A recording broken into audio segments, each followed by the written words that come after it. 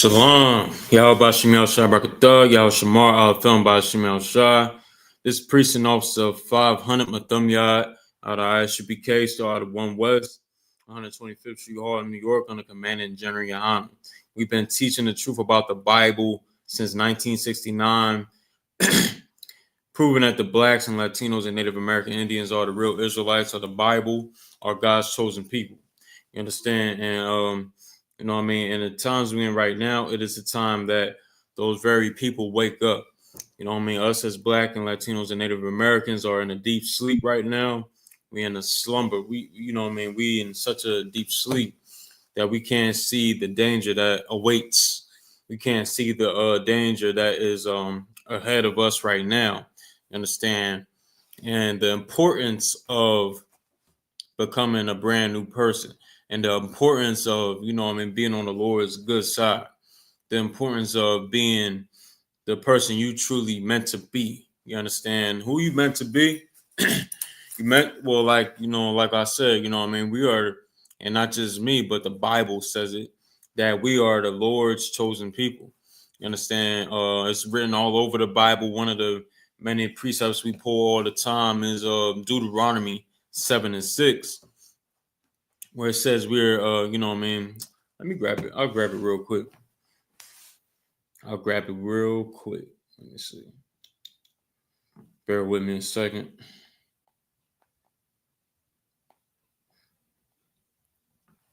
It's the book of Deuteronomy, chapter 7, verse 6. It says, "For thou art an holy people unto the Lord thy God. For it's like the Lord thy God have chosen thee to be a special people unto himself." You know what I'm saying? Like the Lord's made us to be his special people. And he has a special you know what I mean, people and a favorite people. Just like everybody got their favorite, whatever they have, like, you know, a favorite pair of shoes, you got your favorite hat you like to put on, or you got a favorite dish, you got a favorite meal you like to eat. You understand? The Lord has a favorite people. The Lord's favorite people and his chosen people are the Israelites, and who are proven to be the Blacks, Latinos, and the Native American Indians. You understand? The same people that are in slavery today, the same people that are in bondage and captivity without even knowing we're in captivity today. You understand? We're in captivity under all these nations. You understand? We're not free. And this is, you know what I mean, who the Lord chose. This is the people that the Lord loves. All right. And he will come back and, you know what I mean, give us justice for what happens to us once we realize we are his chosen people and we start behaving as such. Because right now we're not doing that. Right now, what we're doing is, you know what I mean, things that will anger the Most High, things that will anger him, that will get him to not be on your side. And what you want out of life is for the Most High to be on your side. You would want to have the Most High stand with you in your time in times of adversity. You understand? In times of adversity, you would want the Lord to be with you and not to be against you. You don't want him to, you know what I mean, to look at you and you doing something wrong, and you know what I'm saying, and he looks down on you and he's like, "No, I'm not protecting him. I'm not staying. I'm not you know what I mean, standing with him." You will want the Lord to be with you. So how you do that, man? You got to make sure you're a brand new person. You change your ways. You understand? And if you got a problem with whatever you got a problem with, you understand? You go, you know what I mean? Come deal with it. We got a lot, like I said before in other classes, we got programs here in the UPK where we can help you with, you know what I mean, recover from being from being a drug addict, you know what I mean, a drug abuser. That's like a drug addict, alcohol abuser. You know what I'm saying? We have programs here to help you out. You know what I mean? We have different things, and brotherhood, which is the biggest weapon that we could ever use as a nation, you know what I mean, especially in these times, is the best thing to wield right now. We have to have brotherhood. And brotherhood is, you know what I mean, alarming our people. Right now ain't the time to be alarming our people, saying right now ain't the time to be doing this. This ain't the time to be doing that, especially right now. I know we see what's going on overseas. I know we see what's going on. So like, I know we see what's going on, you know what I'm saying, overseas.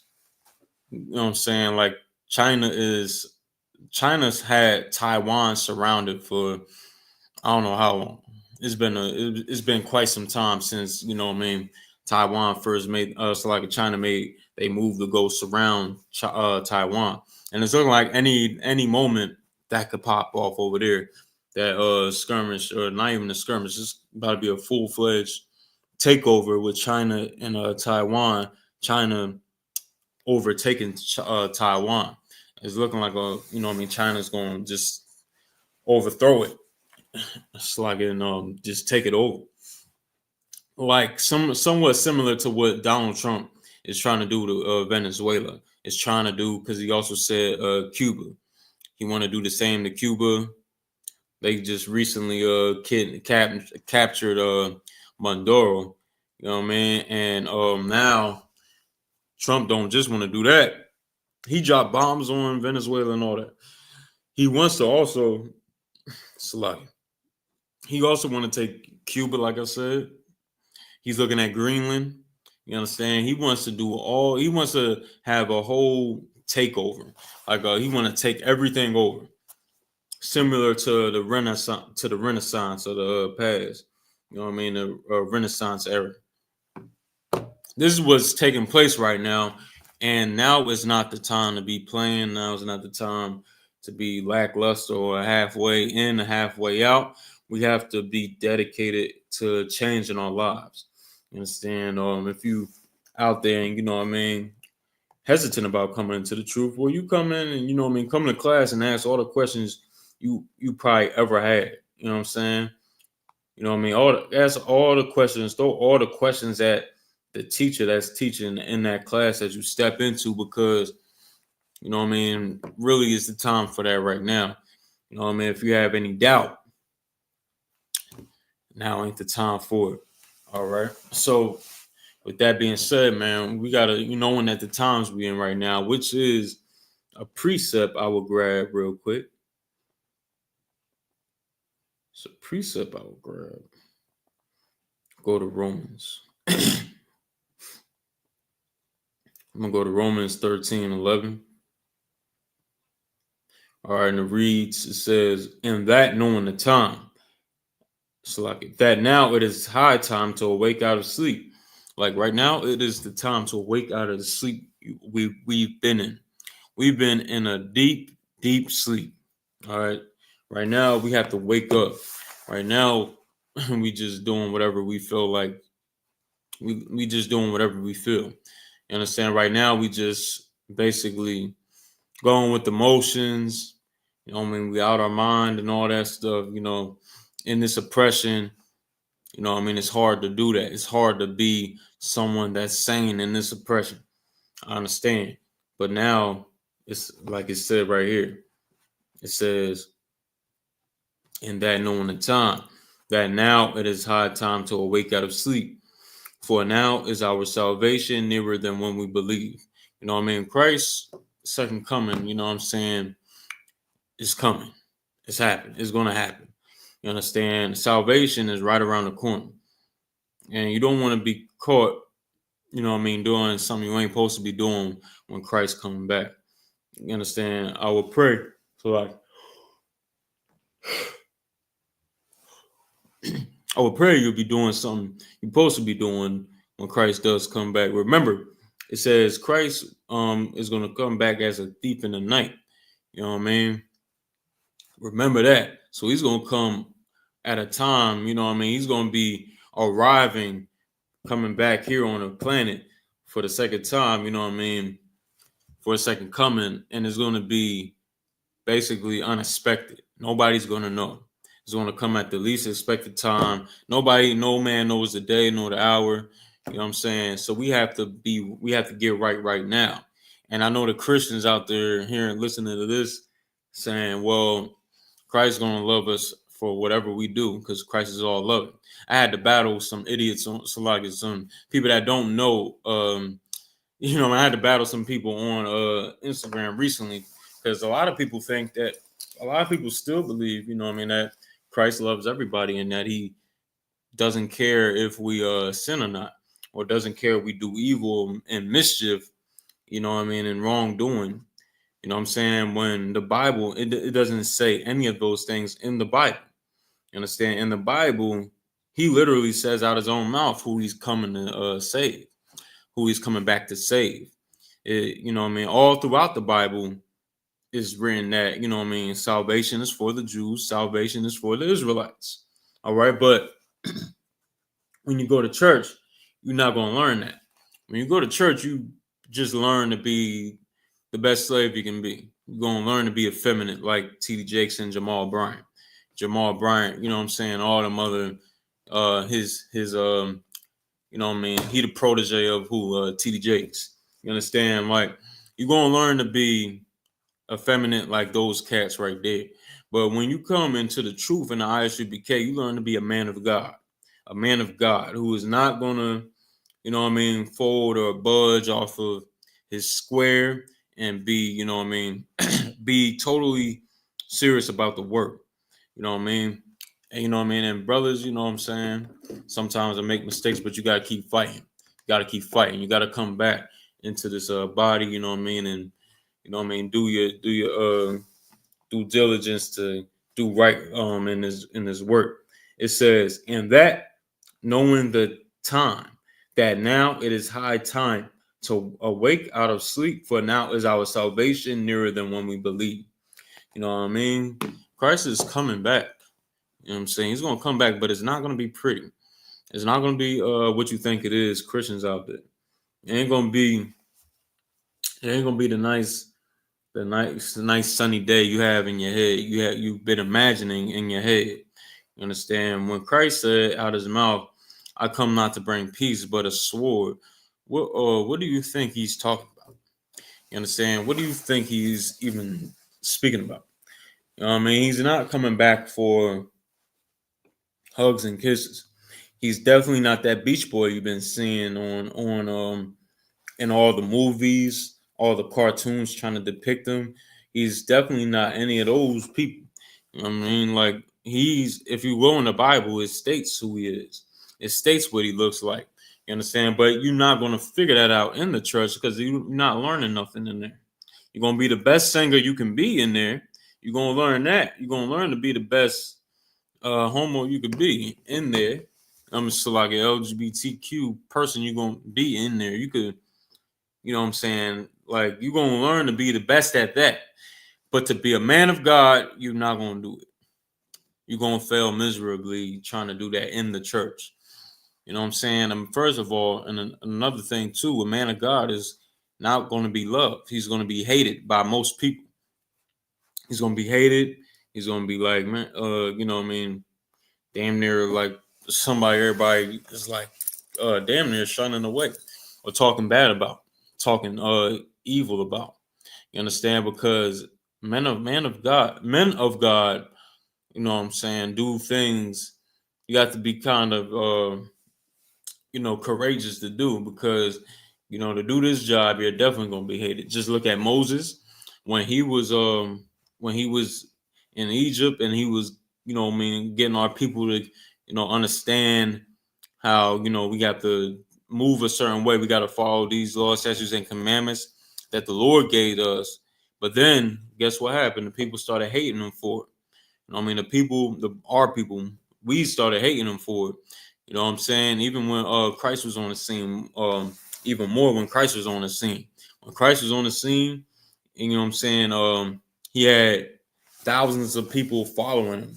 He had thousands of people following him. And then once he talked about how, he sacrificed, once he started saying, drink this is my blood, drink this is my body, this is this, you know what I'm saying? I'm paraphrasing, of course. Then everybody left, and it was only 12 men left that stayed with him. You understand? This is what happens right here. You have to learn, man, that, we have to, get right. We have to get right. All right. And it says, let me see where I was at. Right there. So I'm gonna just drop that. I'm gonna drop that, and we're gonna go to the proof of Christ being who he being an Israelite, being a black man, according to the Bible. All right. So it's the book of Revelation, chapter 1, verse 1. It says the revelation of Jesus Christ, which God gave. Oh, Salaki. I'm gonna skip down to verse 13. So the word revelation, revelation means to reveal, right? It means to reveal something, and the Bible is about to reveal something to us right now about Christ. All right, so let's get it. It says, verse 13, and in the midst of the seven candlesticks, one like unto the Son of Man, clothed with the garment down to the foot. The Son of Man is talking about Christ. All right, and the seven candlesticks is representing churches that he was over. All right, let me get some more. It says, oh yeah, Salaka, and it also says, man, about his garment being all the way down to his feet, all the way down to his foot, right? So everybody imagine, him with a garment on. All right, we got a famous picture in our school about, I don't want to say famous picture, but we got a picture in our school and all over our camps in the I.S.U.P.K about showing how Christ, had his garment. He had a garment all the way down to the foot. It's accurate to what, most accurate to what it's saying here in the precept, in the scriptures, right? So I'm gonna just read on. All right, it says, verse 14, it says, his head and his hairs are white. Wait, did I miss a part? So like, I missed the part. It says, and girt about the paps with a golden girdle. So Christ had a golden girdle. He had a girdle on. The girdle was, in the times past, was like used for basically armor. It's like armor that we had on in the past. It's a piece of armor that certain people use today, but it's to keep your stomach in, right? So just like we in battle or something like that, you swinging a weapon or any thing of that nature, you know what I'm saying? You're keeping your stomach tight. All right. So that's what, so it's saying like Christ, he had a golden girdle. All right. Now I'm gonna get some more. It says for verse 14, his head and his hairs were white like wool. So meaning the hairs on his head and the hairs on his face were white like wool. All right. Now, if I go on some more, it says, and his eyes were as a flame of fire. His eyes was as a flame of fire. Black men, we like to take a drink here and there, man. So when that happens, the whites of our eyes get red. The whites of our eyes get red. All right. So let me get a little more. It says, and his feet like unto fine brass, as if they burned in a furnace. So his feet, was depicted as being like fine brass, but not just fine brass. It's fine brass, like as if it's been burned in a furnace. So meaning like it's dark, like it's real dark, like take almost like charcoal dark. You understand? Like Christ was a black man. He was a black man, right? From the tribe of Judah. All right. He was a black man from the tribe of Judah. And guess what? He's, and that matters. I know Christians would like, would take this and be like, all right, well, it doesn't really matter what Christ's race is. It doesn't matter what his ethnicity is. It means everything. It means everything. You want to know why? You want to know why it means that? Because guess what Matthew 1 and 21 says? Matthew 1 and 21. I'm going to read it right now. It says, and she shall bring forth a son, and thou shalt call his name Jesus. For he shall save his people from their sins. Meaning he's going to save his people and his people only. His people. Not everybody. You know what I mean? He's not saving the East Indians. He's not saving the oppressors. You understand, who are the devil the Bible speaks of. You know what I mean? He's not saving any of them. He's saving the people that needs saving. Who needs saving the most? The Latinos in the barrio. You know what I mean? Them brothers locked up over there.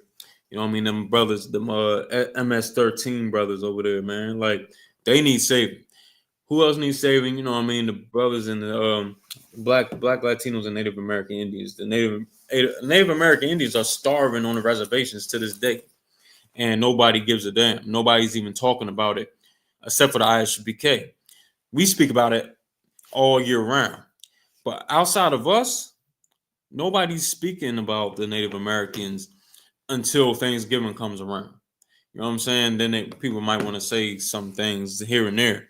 But, like, you know, outside of us, nobody's even talking about the Native American plight except for, you know what I mean, the UPK and the, you know what I mean, the Gadite brothers and North American Indian brothers that all also do it themselves. You know what I mean? But other than that, ain't nobody even saying nothing, right? You know what I mean? We are the ones that need saving.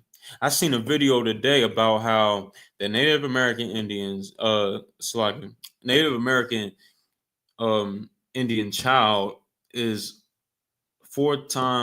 abused 4 times out of 5. You know what I'm saying?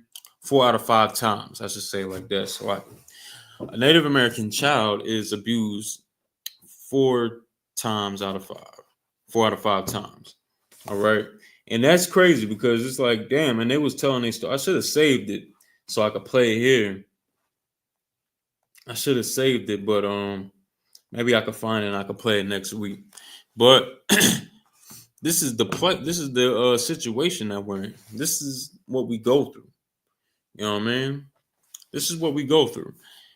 And nobody gives a damn. But guess what? Christ cares. Christ cares. Guess who else cares? The Most High cares. The Most High sent Christ solely to, you know what I mean, save us.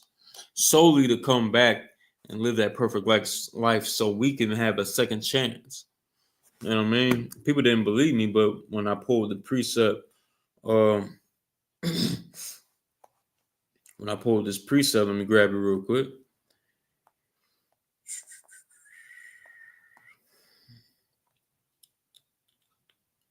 So got you right here, Matthew 15:24.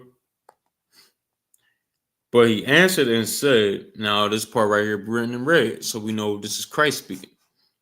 I am not sent but unto the lost sheep of the house of Israel. You know what I'm saying? This is what Christ said. This is out of his own mouth. Now we have to understand, man, like, Christ is not lying. He never lied. He lived, he was perfect. So what does that mean? And he said it very blunt right here.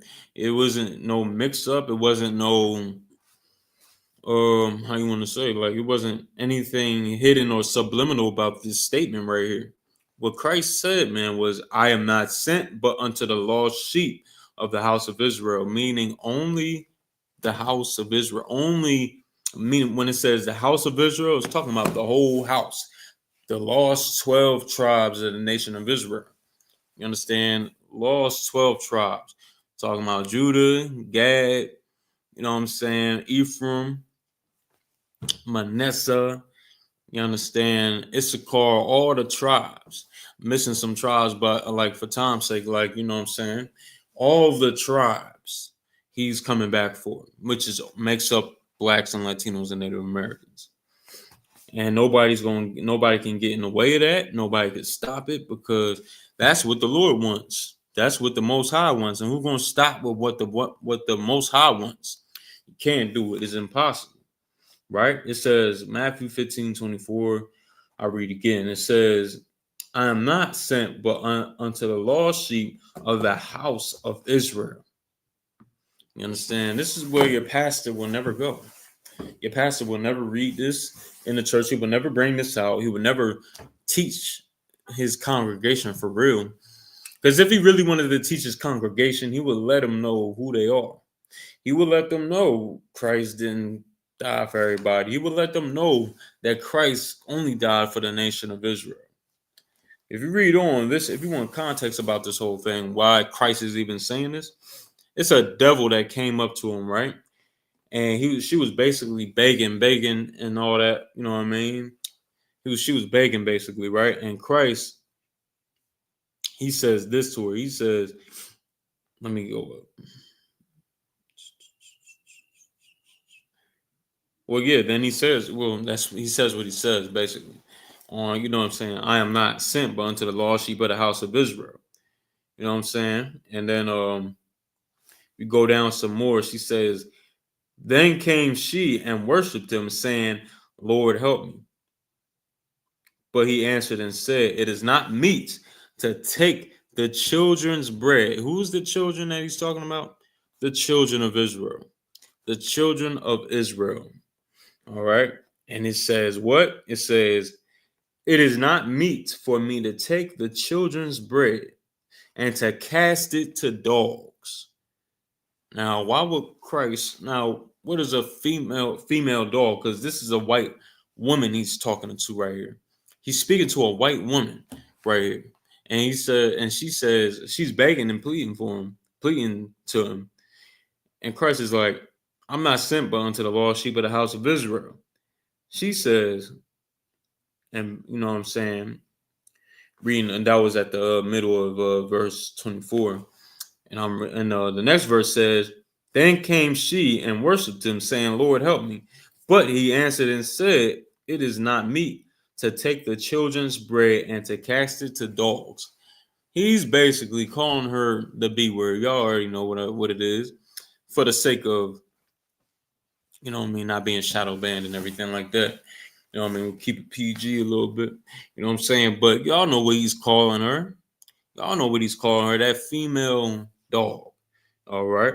That's what he called that white woman. This is in the Bible. You know what I mean? Not my words. Right? So let's get some more. Now, her understanding that she is a female dog, this white woman right here, this is what I'm gonna just read the account real quick. Verse 27. And she said, truth, Lord, meaning she gets it. She understands and comprehends and knows that she is. She knows her place, basically, right? So then Christ, so let me just finish up her statement. Yet the dogs eat of the crumbs which fall from their master's table.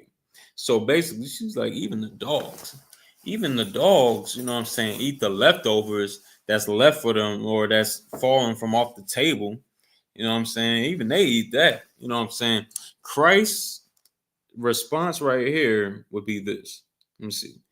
Then Jesus answered and said unto her, O woman, great is thy faith. Be it unto thee even as thou wilt.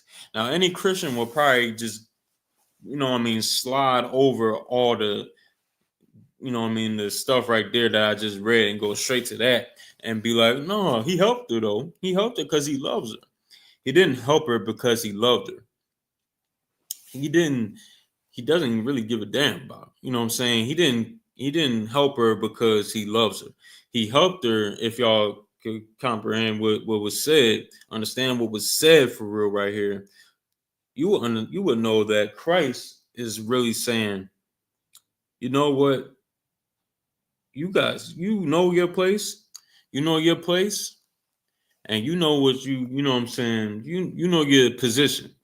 You know who you are, compared to us. I'm going to help you. All right. I'm going to help you out. And he gave it to her. Now he described, you know what I'm saying? He gave her a crumb, basically. He basically just gave her a crumb. You know what I'm saying? And that helped her out, and it helped her out amazingly. You know what I'm saying? But he was giving that to Israel. He was trying to help her daughter with a demon that she had on her. And he helped her. He helped her daughter, right? But you know what I mean? Well, right here, it shows how much he loves us compared to how much he loves his, you know what I mean, his oppressors, or our oppressors, right? You understand? Our oppressors, Salaki. And you know what I mean? That shows how much he loves them. Also, like how much he loves us versus them. You know what I mean? Because he really didn't give a damn about it. There's other accounts in here where he tells his people, his disciples, not to go to this land, but go to that land. Don't go to this land or that. Let me grab it. You know what I'm saying?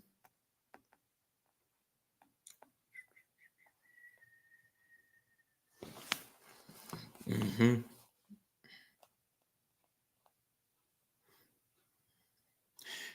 Matthew 10, verse 5.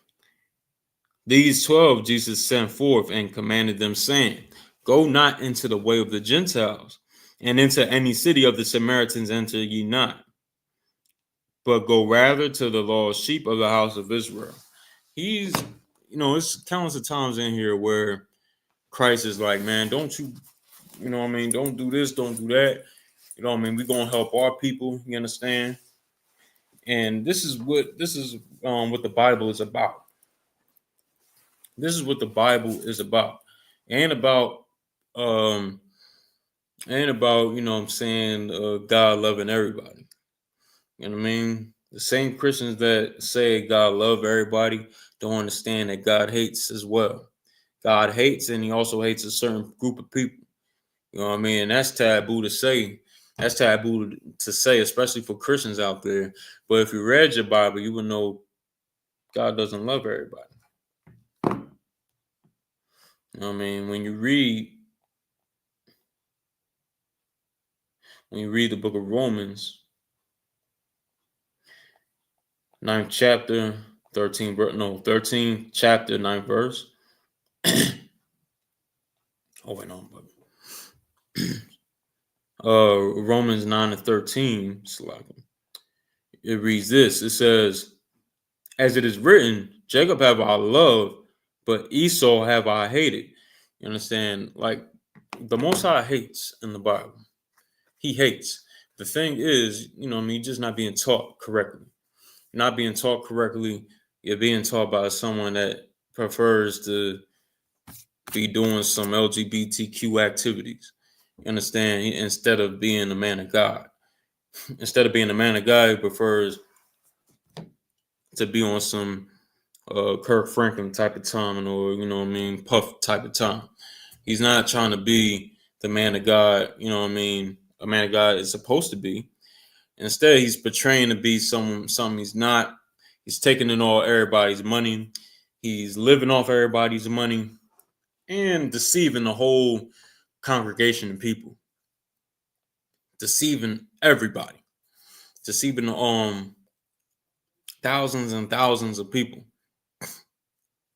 You know what I mean? And that's not going to help anybody, and that's not going to do any good for anybody.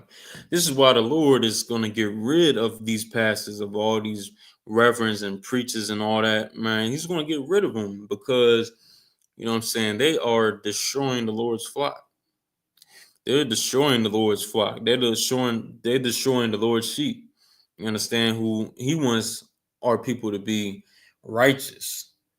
But if they follow you, talking about your pastors out there, your imams too, they the same. They one and the same. They all a bunch of, little Christian type people, who loves everybody, who accepts everybody. That's more the reason why they the same. Because they accept everybody, both of them. The Christian church and the Muslim mosque. And you ain't gonna find your identity in either one. You ain't gonna find your culture. You ain't gonna find your language, and none of them religions. In them religions, you just gonna learn about another man's identity. So you're gonna learn about another man's culture, another man's religion. So another man's way of life, another man's God. You know what I mean? You're gonna worship an Arab God when you a nigga. You know what I'm saying? I don't understand that part right there. You know what I'm saying? You're going to go into Christianity and serve God.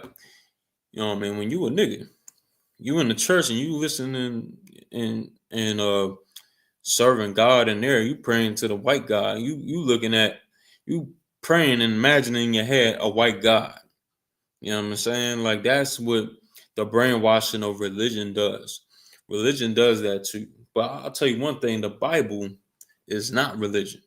The Bible is just simply the rules and regulations to how we supposed to live. The ways that we supposed to live is written down in that Bible. You know what I mean? Our Constitution is that Bible. That's ours.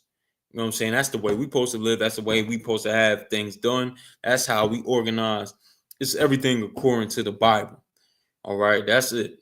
But when we stray away from that, man, we have no culture. When we stray away from that, we don't have anything, man. Because why? The Lord won't be with us. So that's why we gotta do away with all this stuff, man. New Year's just passed. New Year's just passed and all that, right? Brothers getting shot up at the mall and all that. You know what I'm saying?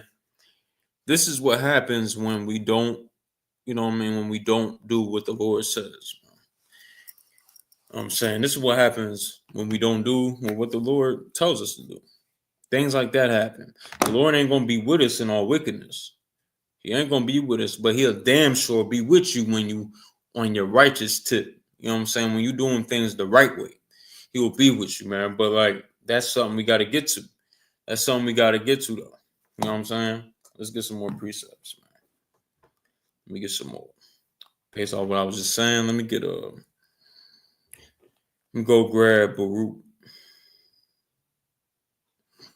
4:1. This is the book of the commandments of God, and the law that endure forever. All they that keep it shall come to life, but such as leave it shall die. You understand? Everybody who comes to this book of the law, book of the commandments, which is what? The Bible.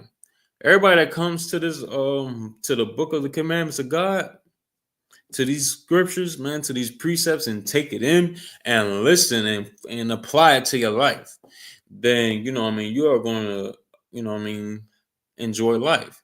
You're gonna be you know what I mean, a state where you're gonna be living basically. You're gonna live.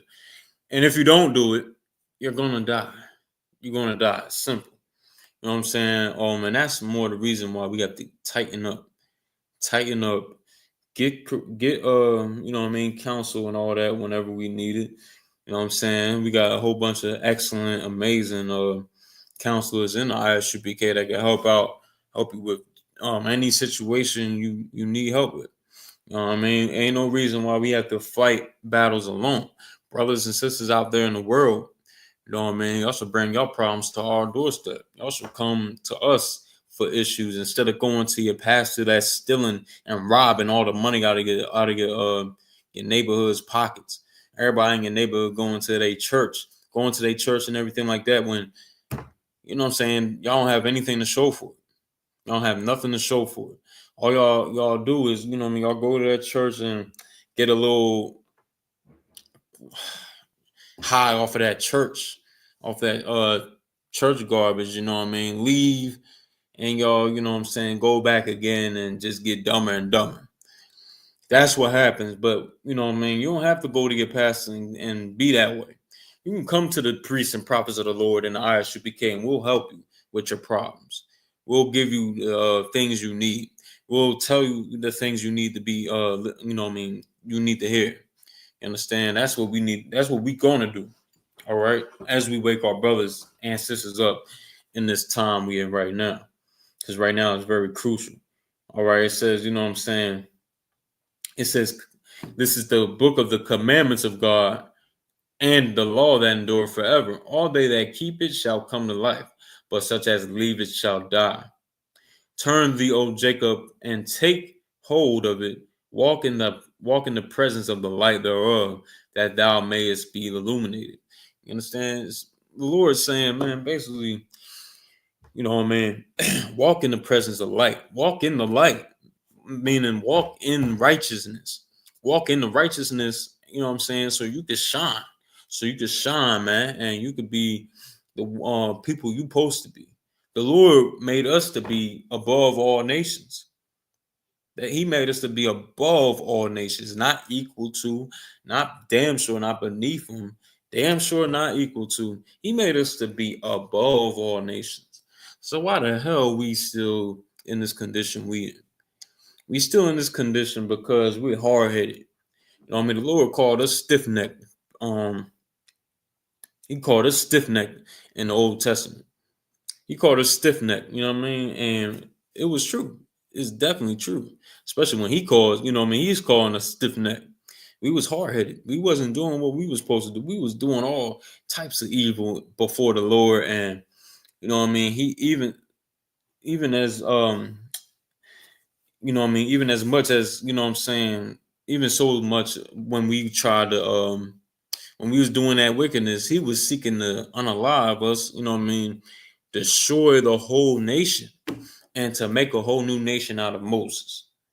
That's how badly, that's where we took the Lord, at that time, man. Like that was, something we shouldn't have been doing. And something we can make up, something that we could change right now too, because we the same way right now, hard headed.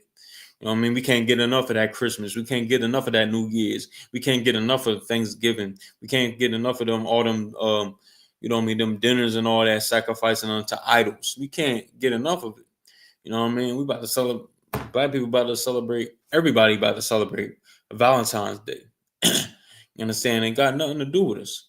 Everybody about to commemorate and remember Martin Luther King. Martin Luther King, sold us out. What are we celebrating him for? You know what I'm saying? These are the things that we do, and the Lord is not with it, and he's angered by it. He's angered by it. And how do we get on his good side? Like the precept we just pulled earlier. Step into the light. Step into the light. Step into the light, man. And the Lord gonna be with you. The Lord gonna make sure nothing, is gonna happen to you. But you gotta take it upon yourself to, do what you're supposed to do. Take it upon yourself to live the life you're supposed to live. You know what I'm saying? Take it upon yourself to do your very best. Put all your strength into it and to stop smoking weed and to stop smoking cigarettes. You know what I'm saying? Black and Miles and all that. Gotta put your whole might into it. You know what I mean? Need help. That's why the I.S.U.P.K is here. That's why we here to help you with all them problems. You understand? But with that, man, I'm gonna end the class off right there. I appreciate everybody for tuning in. We'll be here next week. Sluggy. We'll be here next week. We here every Tuesday from 5:30 to 7:30. All right, at the U1 Library. You know what I'm saying? And with that, man, I'm gonna salute y'all out. I'm Priest and Officer 500 Mathomyad out of I.S.U.P.K, starting out of 1 West, 125th Street, Harlem, New York, under Command of General YAHANNA. You know what I'm saying? We've been teaching the truth about the Bible since 1969. Truth being that the Blacks, Latinos, and Native American Indians are God's chosen people. And that we're gonna, that we're gonna wake our brothers up and keep going until it's over with, until Christ come back. All right. So with that, I'm gonna say shalom.